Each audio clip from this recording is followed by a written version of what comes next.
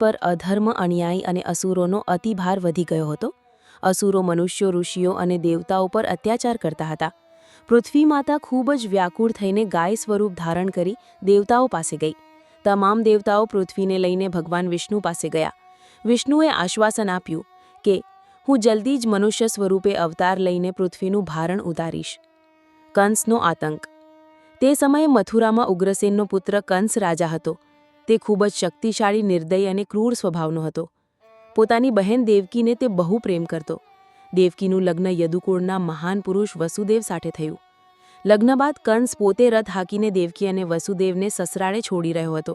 ત્યારે આકાશવાણી થઈ, હે કંસ, તારી બહેન દેવકીનો 8મો પુત્ર તારો નાશ કરશે. આકાશવાણી સાંભળી કંસ ગુસ્સે ભરાયો. તેણે તરત જ દેવકીની હત્યા કરવાની કોશિશ કરી, પરંતુ વસુદેવજીએ વિનંતી કરી કે હે કંસ, દેવકી નિર્દોષ છે, તેને ન મારશો.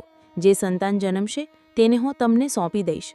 કંસે શરતે બંનેને કેદખાનામાં નાખી દીધા. દેવકીના સંતાનોનો અંત. કેદમાં દેવકીના સંતાનનો જન્મ થતો, પણ કંસ દરેકને જન્મતા જ મારી નાખતો. એક પછી એક 7 સંતાનોનો વગ થયો. દેવકી વસુદેવ દુઃખમાં જીવી રહ્યા હતા. અષ્ટમીની રાત. શ્રીકૃષ્ણનો અવતાર. 8મા સંતાનનો જન્મનો સમય આવ્યો. શ્રાવણ મહિનાની કૃષ્ણ પક્ષની અષ્ટમી હતી. અર્ધરાત્રિનો સમય. અચાનક કેદખાનામાં તેજસ્વી પ્રકાશ થયો. દેવકીના ગર્ભમાંથી સ્વયં શ્રીહરિ વિષ્ણુ પ્રગટ થયા. તેઓએ ચતુર્ભુજ સ્વરૂપ ધારણ કર્યું હતું.